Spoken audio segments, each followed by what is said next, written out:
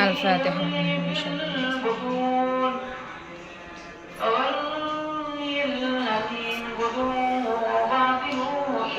billahi minasyaitonir rajim.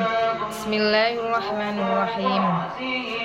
Alladzina yu'minuna bil ghaibi wa yuqimuna sholata wa mimma razaqnahum yunfiqun. Alladzina wong akeh yukmina kang padha iman sapa alladzina yusaddiquna tegese beneraken sapa alladzina. Jadi yang dimaksud iman itu membenarkan, mengakui bahwa ini benar ya. Apa yang dibenarkan atau diimani bil ghaibi kelawan perkara kang samar.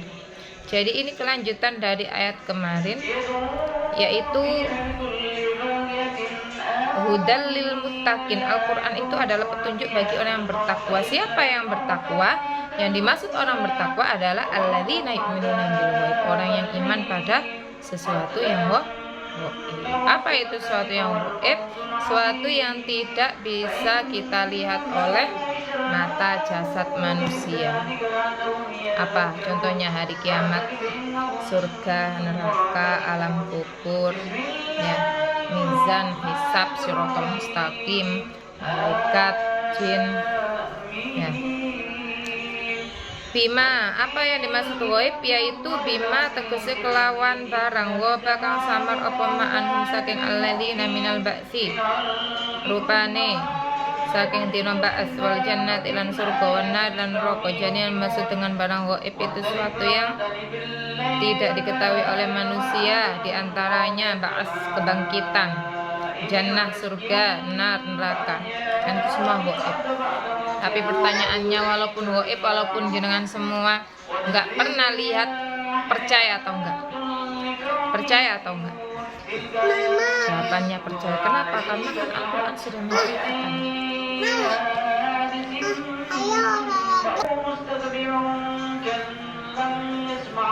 Kemudian dilanjutkan bahwa orang yang bertakwa selain beriman wa yuqimunas sholata lan jumenaken sapa alladzina as-sholata ing salat ayatuna tegese nekani sapa alladzina biya kelawan salat bihukuk ya kelawan pira-pira hak Islam.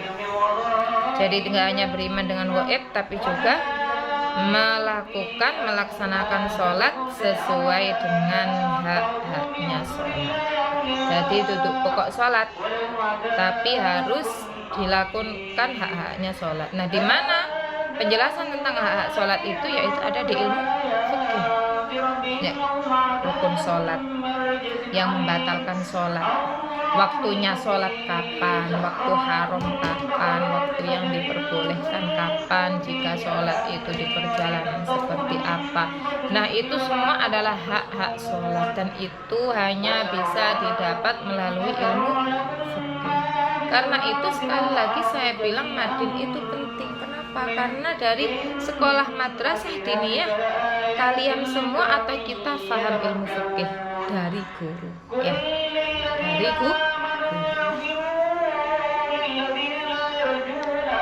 Wa mimma lan ing setengah saking barang rozakna kang maringi ingsun ing alladzina ataina tegese maringi ingsun ing alladzina yunfikuna podo nafaqaken atawa kalau di sini apa nanjaaken sapa alladzina fi taatillah ing dalem belanjaaken maksudnya itu, atau meninfakkan atau mengeluarkan fi taatillah ing dalem taat marang Allah, iman pada gaib, mendirikan sholat, kemudian menafkahkan rezeki di jalan Allah atau fi taatillah.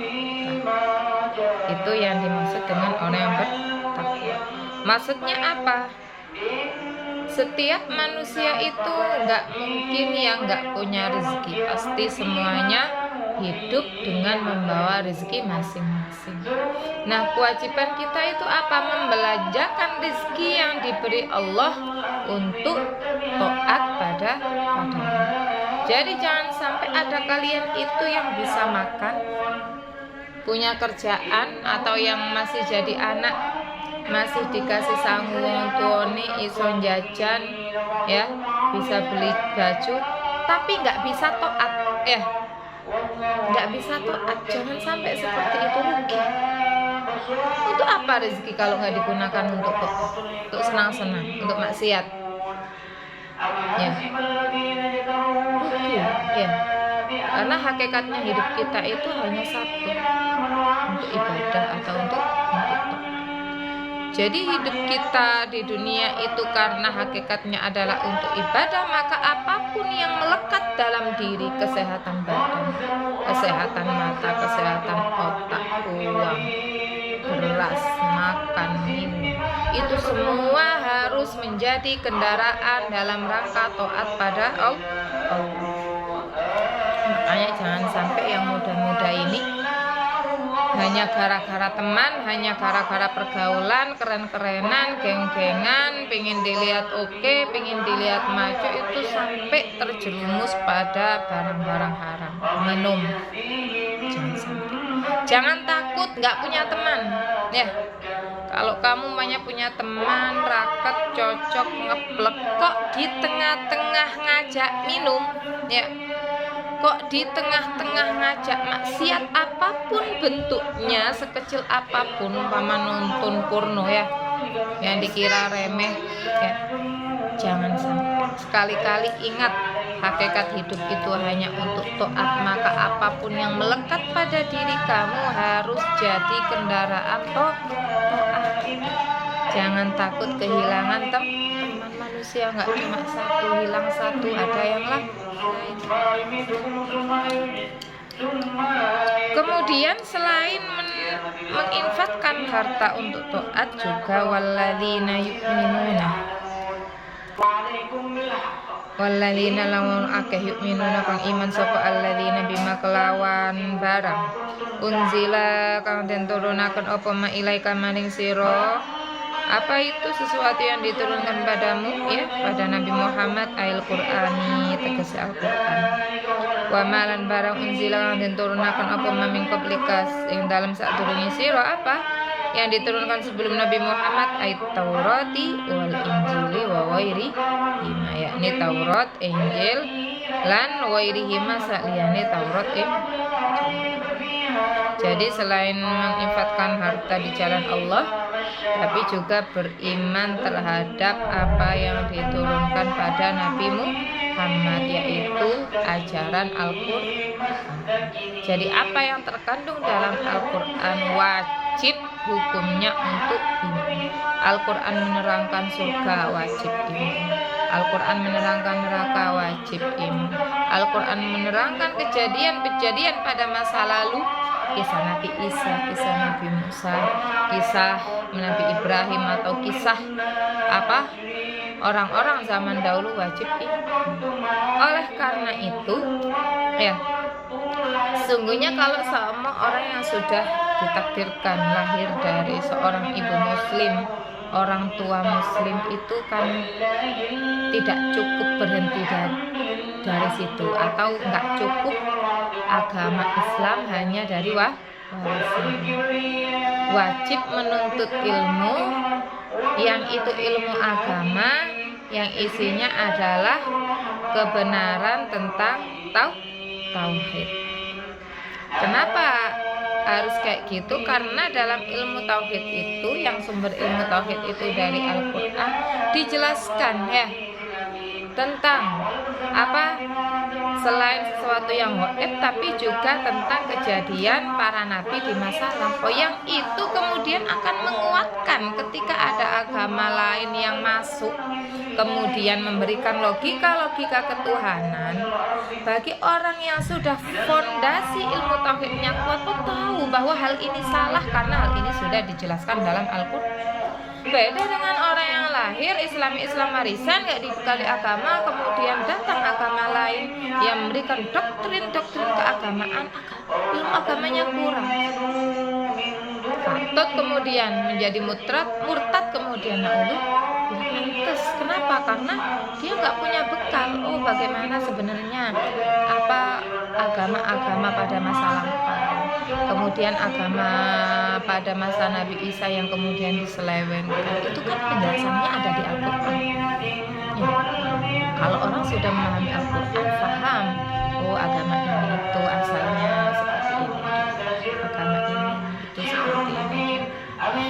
bahwa hakikatnya agama yang benar dan diakui hanya satu, yaitu Islam. Tuhan yang benar hanya satu, tidak ada Tuhan lain. Tuhan itu yaitu Allah.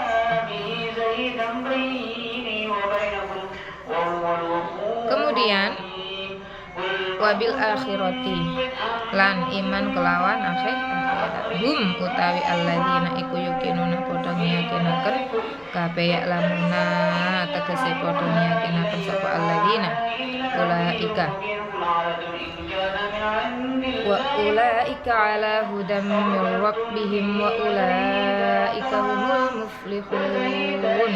Ulaika utai mengkono-mengkono alladzina yang tadi dijelaskan, yang beriman, mendirikan sholat, menunaikan hartanya untuk taat di jalan Allah, iman pada Al-Quran, iman pada kitab sebelum Al-Quran, iman pada akhirat. Mereka semua itu ya ala hudan iku tetep ing atase pituduh mir rabbihim kang tetep saking pangerane ulaik wa ulaika lan utawi mengkono-mengkono alladzina iku hum ya ulaik al muflihuna iku kang bejo kabeh. Dan orang-orang tadi itu adalah orang yang beruntung. Mudah-mudahan kita termasuk menjadi wa ulaika humul muflihun. Itu harapan terakhir, karena apapun nasib kita ya di dunia ini, apapun pekerjaan kita di dunia ini ya, tapi satu keinginan yang sama, orang kaya ataupun miskin, jadi dokter, jadi pedagang, jadi petani, jadi buruh tani ya, jadi orang cantik ataupun orang jelek, keinginannya yang sama itu cuma satu, yaitu menjadi orang yang beruntung.